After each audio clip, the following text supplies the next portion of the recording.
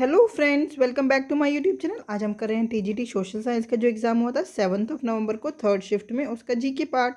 Let's get started. Question number 1, क्या the Jagannath Puja festival of Orissa is linked with which significant event? Janmashtami, Rath Yatra, Raja festival या होली। देखो, Jagannath Puja festival of Orissa, सबको ही पता है, ये रथ यात्रा का फेस्टिवल है। और ये कहाँ पे सेलिब्रेट होता है? पुरी में। पुरी में। और इसमें क्या होता है? During this event lord Jagannath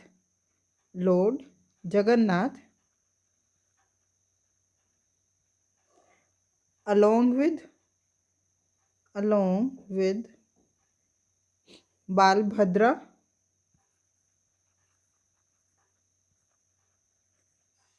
and Subhadra is taken in huge chariot from the Jagannath temple. देखो, from Jagannath temple to Gundicha temple. From Jagannath temple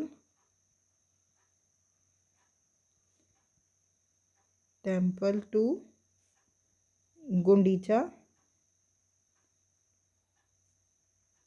temple.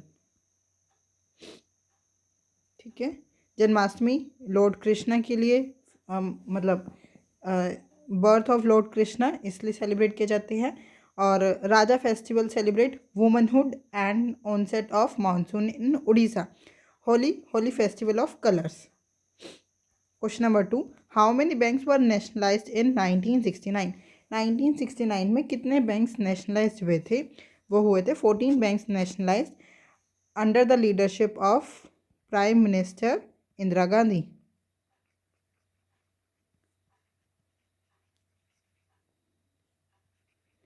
और देखो, 1980 में भी कितने banks? 6 more banks nationalised. 6 more banks were nationalised.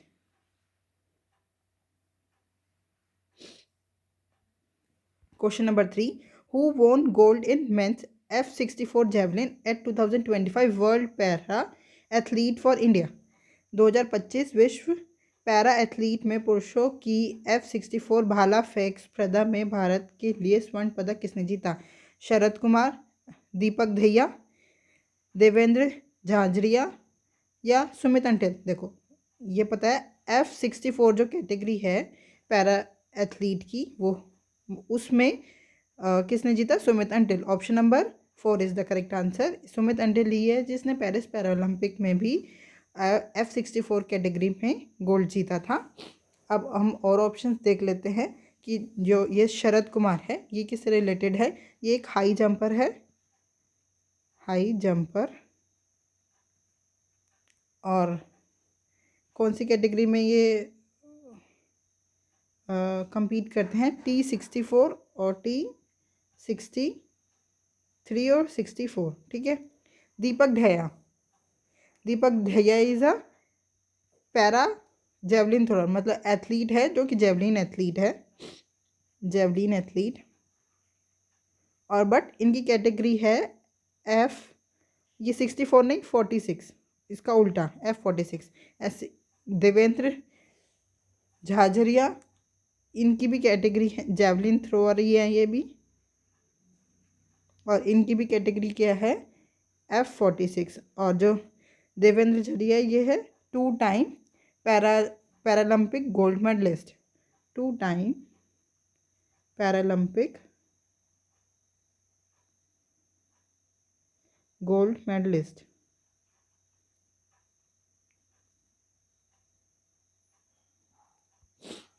Question number 4, which of the following articles of the Constitution of India deals with the audit of accounts of panchayats and municipalities respectively? मतलब audit of accounts of panchayat and audits of accounts of municipalities। अब हम देखो, हमने जो parts हैं 10 parts पहले ही कर लिए थे इससे पहले वाली वीडियो में। आज हम नेक्स्ट पार्ट भी कर लेते हैं, पर पहले इसका आंसर देख लेते हैं क्या है। आर्टिकल, ये तो पता है ना, पंचायत का आर्टिकल होता है आर्टिकल नंबर 243 से 243 ओ तक, और जो म्यूनिसपैलिटीज़ का आर्टिकल होता है वो होता है 243 पी से लेके 243 ZZ तक। ठीक है। अब हम देखो उन्होंने क्या बोला है, article number 243G and article number 243ZB। Article number जो 243G होता है वो होता है हमारा power, authority and responsibility of panchayat. Power, authority and responsibility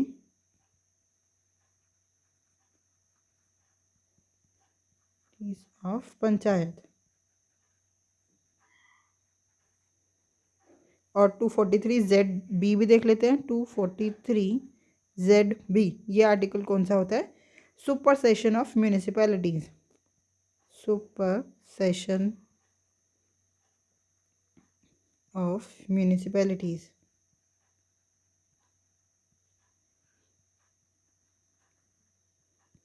article number 243J ये देखते हैं।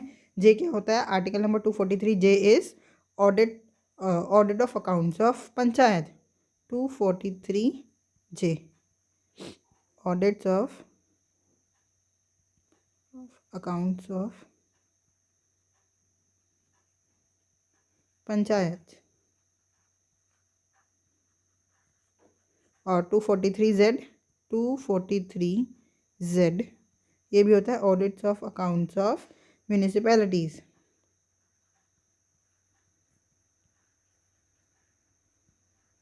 तो हमारा आंसर क्या हो गया? Option number 2 is the correct answer.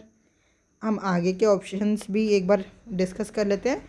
243I, 243I ये क्या होता है हमारा? State finance commission for panchayat. State finance commission for panchayat and 243Y वो होता है state finance commission for municipalities. 243Y होता है state finance commission for municipalities.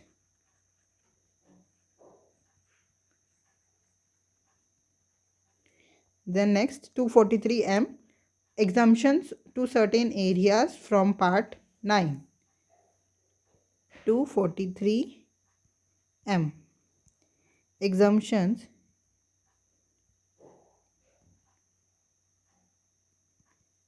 to certain areas from part 9 and 243ZA 243ZA is elections to municipalities. Elections to municipalities.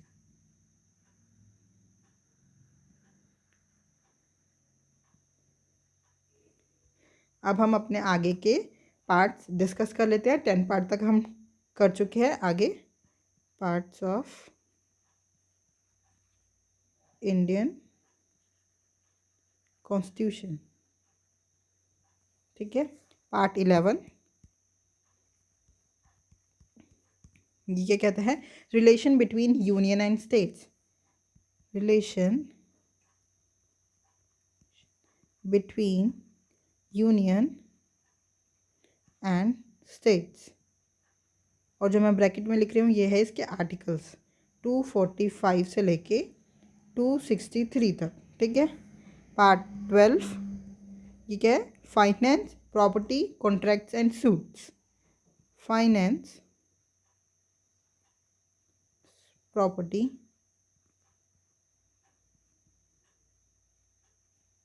Contracts and suits. Article number 264 से लेके 300A तक, ठीक है। Part 13 is trade, commerce and intercourse. Trade, commerce and intercourse. बस आपको इनके नाम याद कर लेने हैं क्योंकि अभी तक इनमें से मेरे को कोई क्वेश्चन बनता हुआ दिखा नहीं है, बट नाम कभी कभार पूछा जा सकता है इसलिए। ये है 301 से लेके 307 तक। Part 14 is service under union and state. Services under union states, मतलब यूपीएससी और स्टेट पीएससी वो सब इसके अंडर आता है। 308 से लेके 323 तक। आर्टिकल नंबर 15 ये क्या डिस्कस करता है? इलेक्शंस।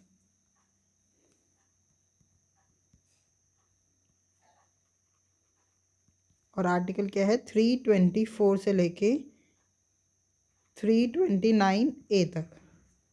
ठीक है। Article number 16 that is special provision for certain classes.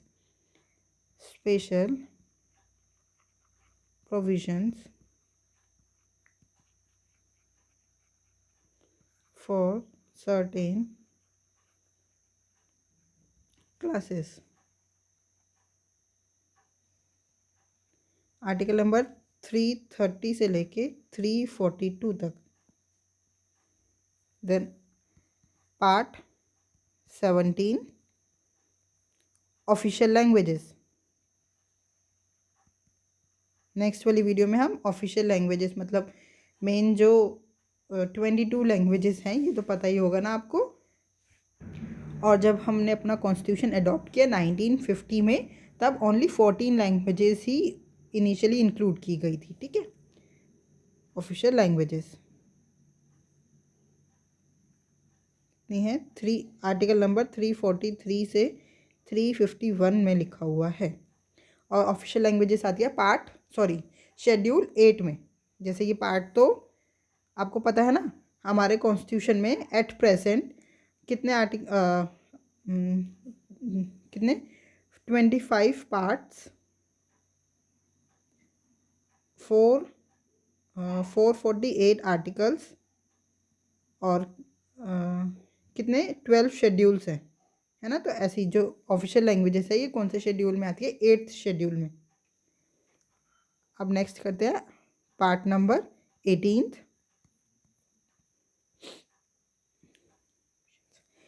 में दे रखा है इमरजेंसी प्रोविजंस।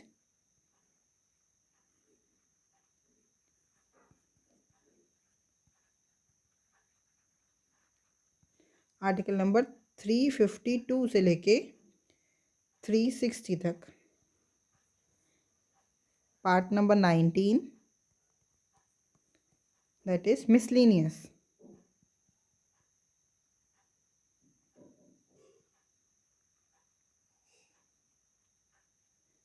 थ्री 361 से लेके 368 तक। और part number 20 amendments of the constitution. Amendments of the constitution.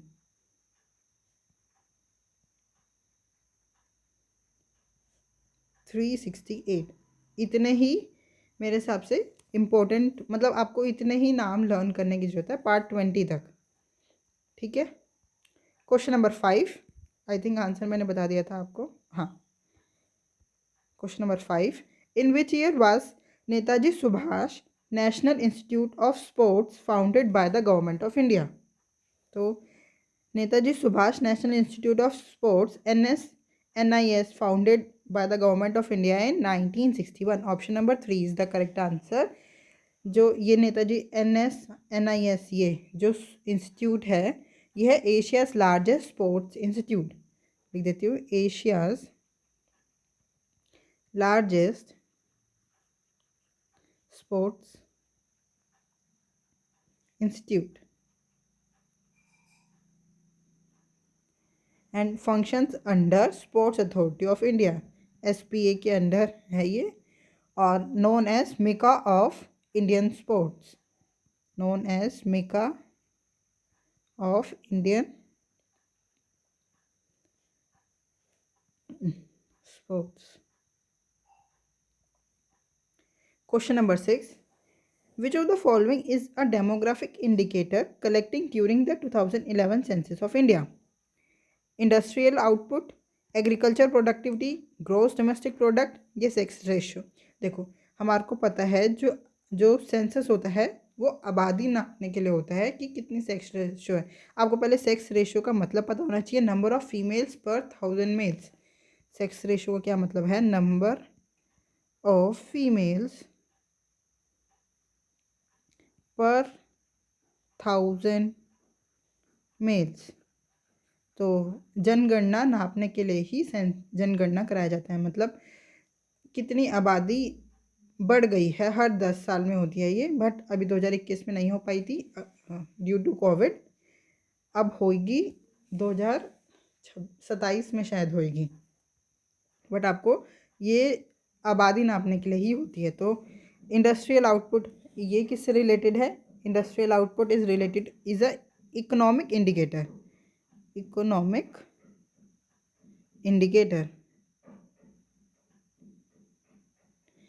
Agriculture productivity is agriculture data, not a census data, agriculture data.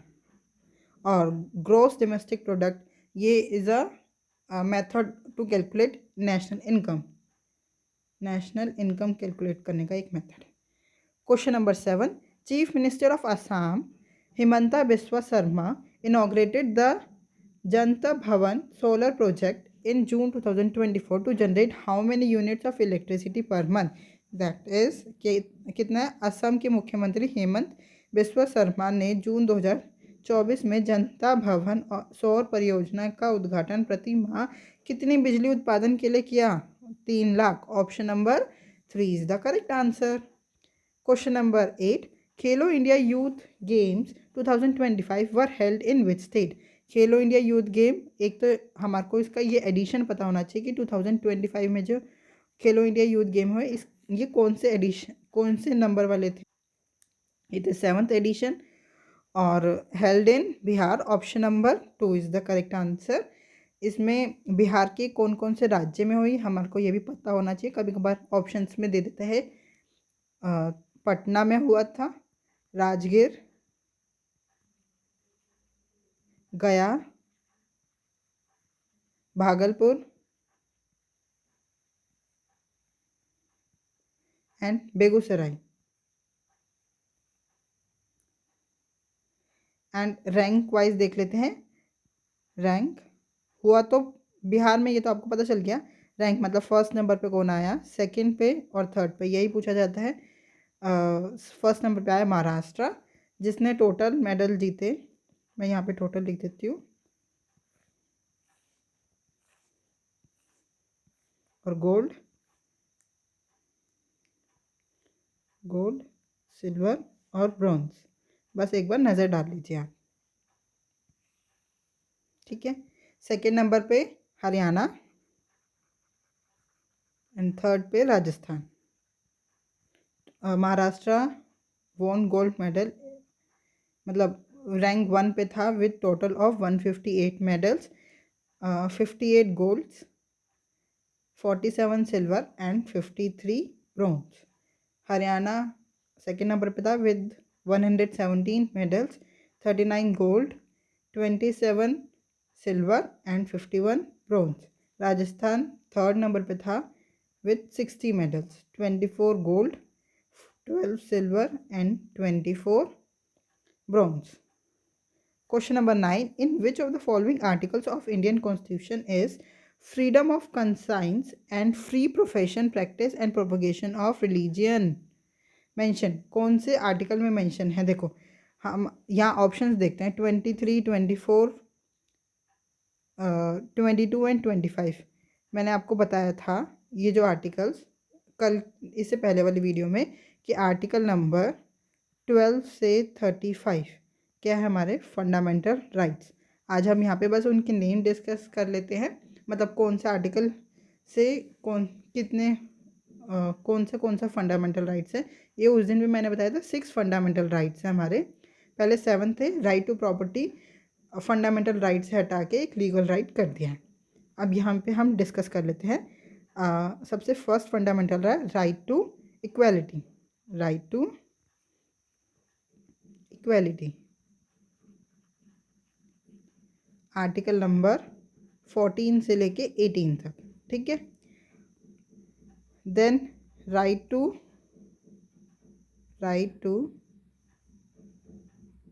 Freedom, वो है article number 19 से लेके 22। Then right against exploitation, right against exploitation,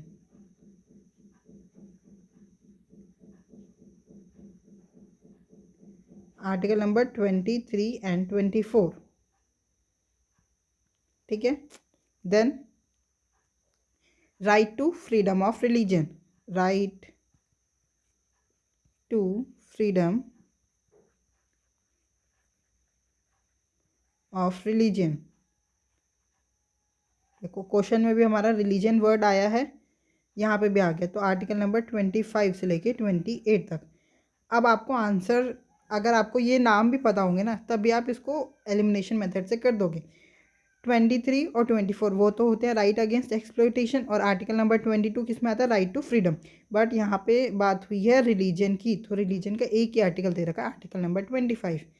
तो हमारा answer क्या हो गया, article number 25, option number 4 is the correct answer. अब फिफ्थ राइट क्या है हमारा, right cultural and educational right, cultural and educational right, वो है आर्टिकल नंबर 29 एंड 30, ठीक है।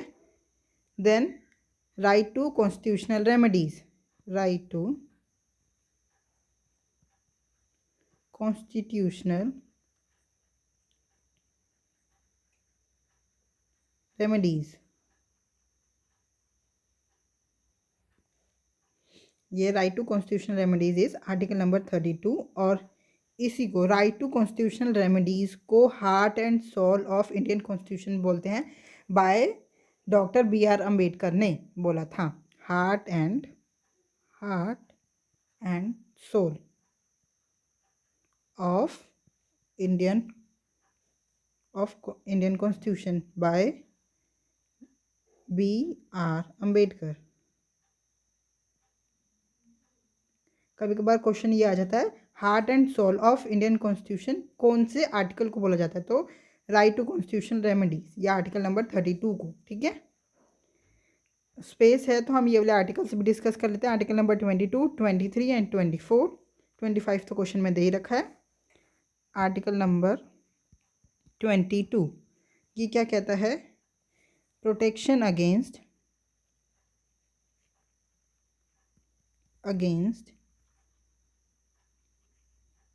Arrest and detention. And article number 23 is prohibition of traffic in human beings and forced labor, prohibition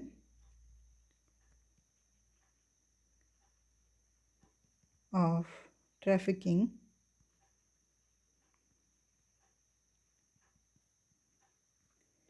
in human beings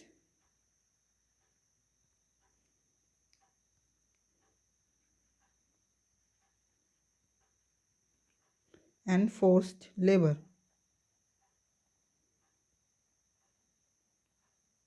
in article number 24 क्या कहता है, prohibition of employment of children in factories etc, prohibition of employment of children in factories etc।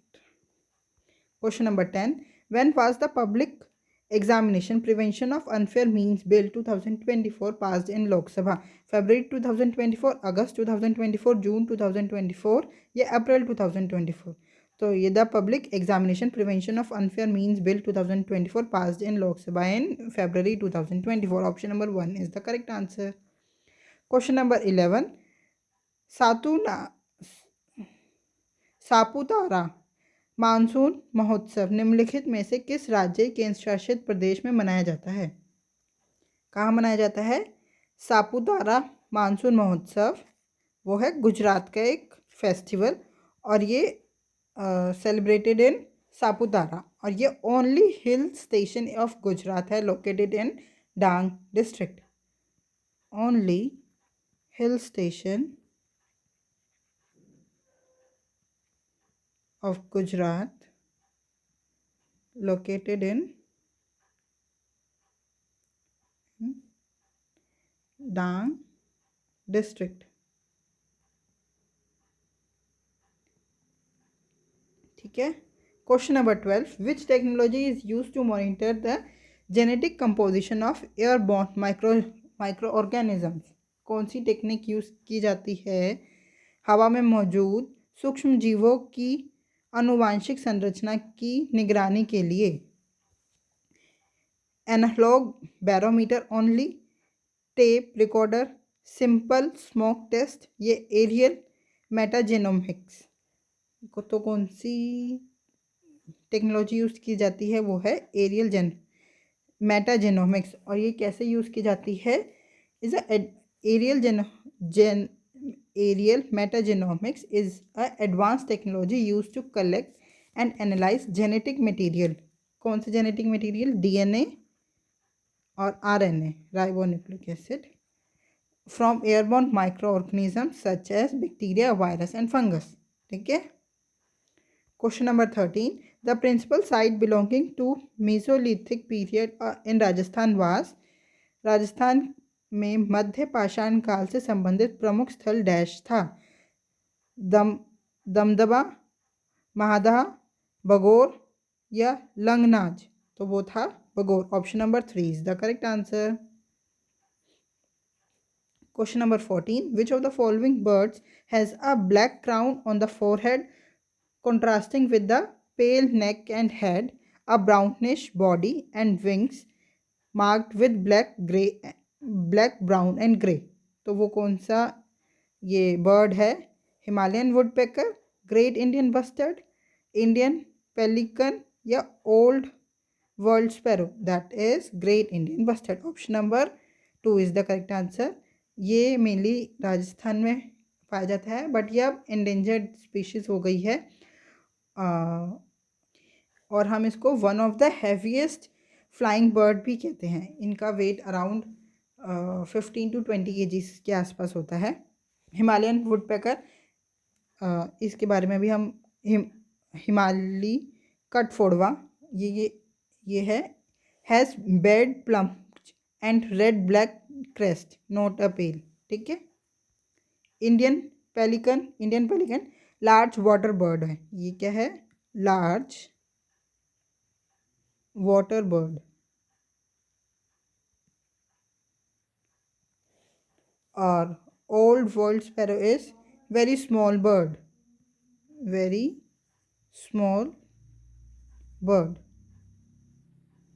Question number 15.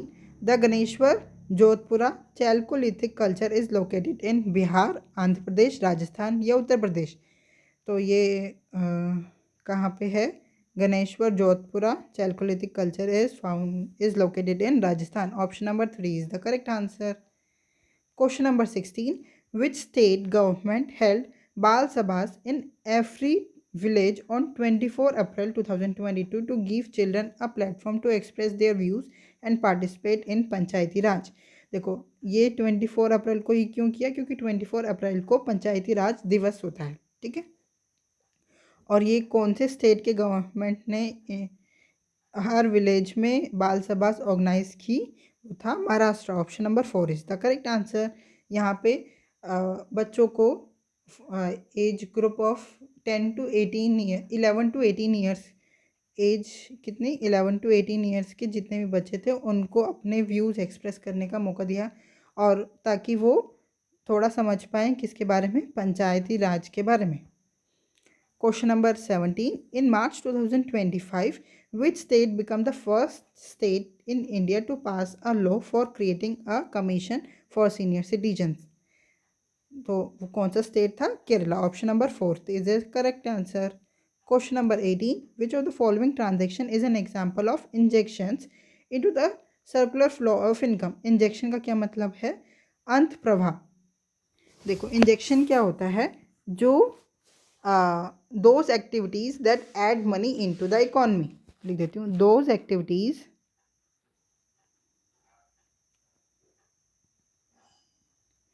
that add money into the economy. तो देखो house hold saving हम घरेलू बचत, जब हम बचत करते हैं तो वो पैसा हम अपने पास घर में रख लेते हैं.